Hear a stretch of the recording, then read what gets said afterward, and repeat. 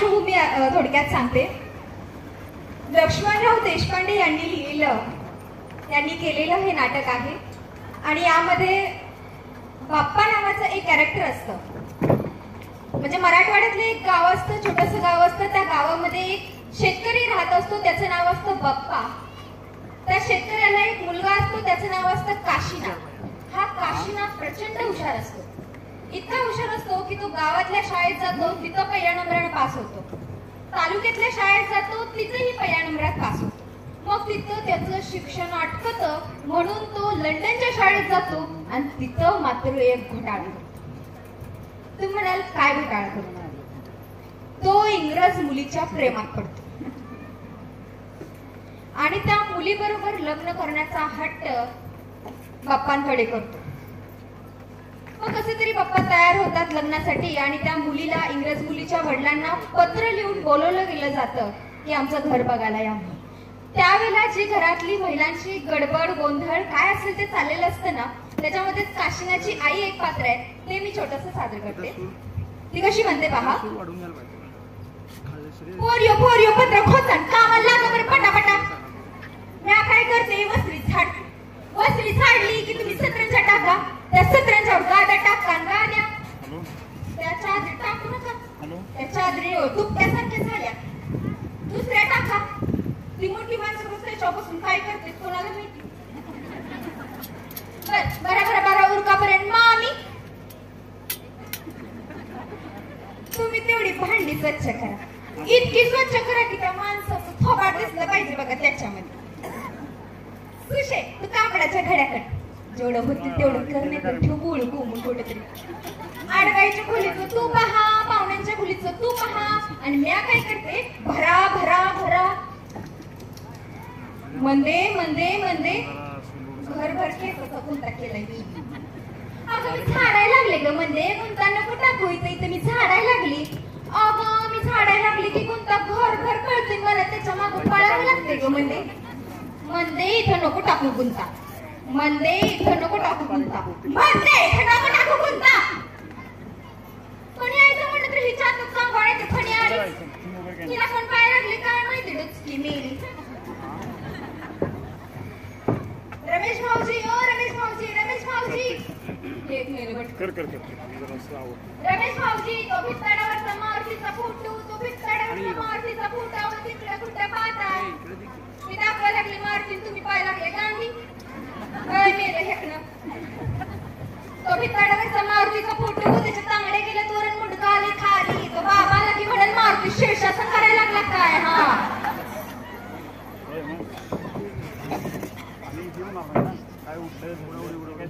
तुला सांगते, माझ्या छातीत नुसतं कोणते यायचं म्हणल्यापासून धड धड धड धड धड. कसं होईल काय, कसं होईल काय, कसं होईल काय.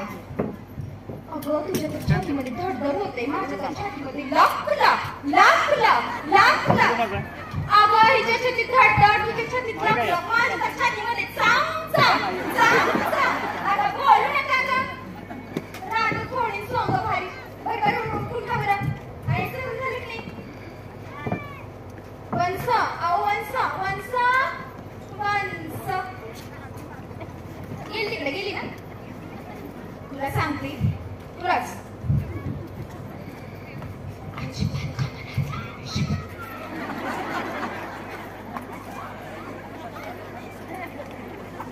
कामाला हातच लावते. नुसतं ह्या खोलीत नाही त्या खोलीत त्या खोलीत ह्या गुडू गुडू गुडू हिंडती आणि असं भासती कामाचं डोंगरच नाही लागलं. पण आपल्याला बोलता येत नाही ग, आपल्याला बोलते तुमचा गुरुमुख्याचा मार झालाय का.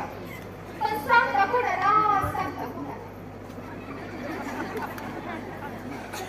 कसे तरी दिवस काढायचे. परमेश्वराला रोज म्हणते उचल रे बाबा उचल. तो एक कुठं राजा काढून गेलाय कुणाला.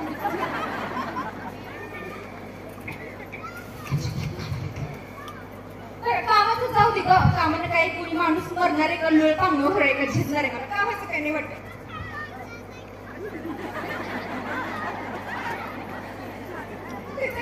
काम तर काय करायचं नाही. चांगलं काही झालं की मोठेपणा सगळं आपल्यावर घ्यायचं. कुणाला सांगणार आहे ग, हे मरमरीत आपण करायचं आणि मोठेपणा सगळा हिने घ्यायचा. वा बाई असं कसं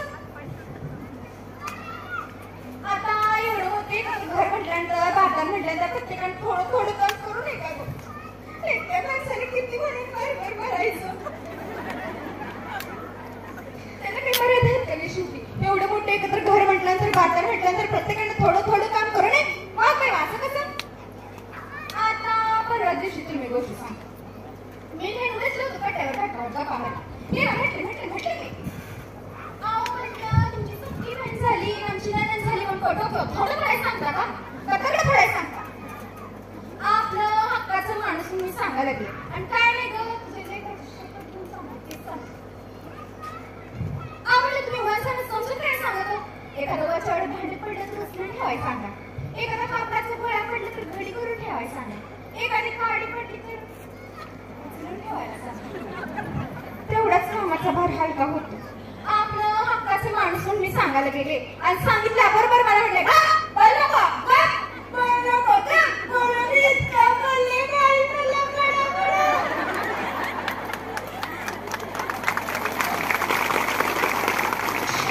आपलं हक्काचे माणूस मेहनत सांगायला गेले आणि आपलं मेलं स्वांग असं. आपलं नशीबच फुटकं. जिथं हात घालायला जावं तिथं भोकं निघायला. तरी लग्नापूर्वी माझ्या वडिलांना म्हटलं होतं तुम्ही मला ह्या घरात देऊ नका बरं, देऊ नका. पण त्यांनी माझ्या मामानी पाठीवर हात फिरव सांगितलं मोठं घर. हे मोठं घर बडा पोकळ वासा. तुला परवा दिवशी गोष्ट सांग. परवा दिवशी घरामध्ये सत्यनारायण झालं.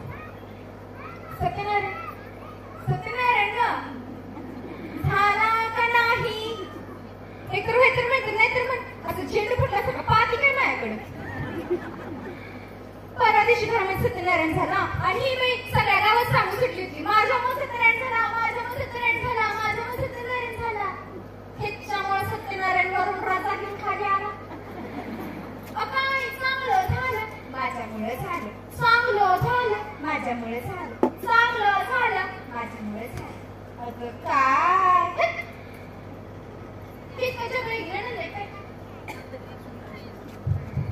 तर ते जाऊ दे. कधी नव्हती यंदाच्या वर्षी शाळेत प्रमोद भाऊजी पहिल्या नंबरात पास झाले. कधी नव्हती.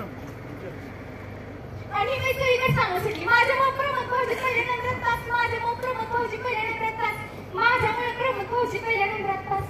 ह्याच्यामुळे प्रमोद भाऊजी पहिल्या नंबरात पास. ठीक हो मी बरं बातमी कवा सांगावी काय धारबड. अगं दुपारी दार बंद होती तर कडा वाजू सांगा. आता कुणाचं काय चाललंय कुणाचं एवढंच काय तुला सांगते.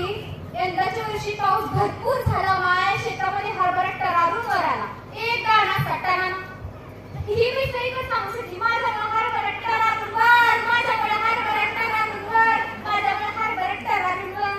हिच्यामुळं हरभरा टरारून वर. हरभरी मेली.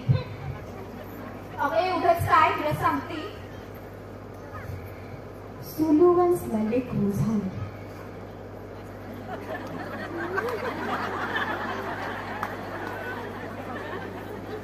नको ग बाई नको. ही बाई कशाच श्री घेईल कशाच नाही सांगता येत नाही. पण सांगता कोणाला सांगता आपलंच दाखले ना आपलंच. ते म्हणतात ना नकटे हो पण धाकटे होणे तेच माझ्या नशिबी आहे. आणि मोठ्यांच्या घरच्या गोष्टी आपल्यासारख्या नसतात. ती फार वेगळ्या असतात. मोठ्यांच्या घरी एखादी बाई बाळांतीन झाली आणि लेकरू कसं काय जन्माली ना आटक वटक बंजर बांजर हेंद्र फेंद्र 4 लोक तिला लेकरू नेलं विचारलं कसं दिसतंय.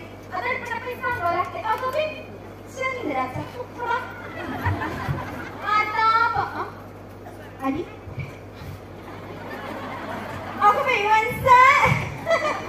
Thank you so much.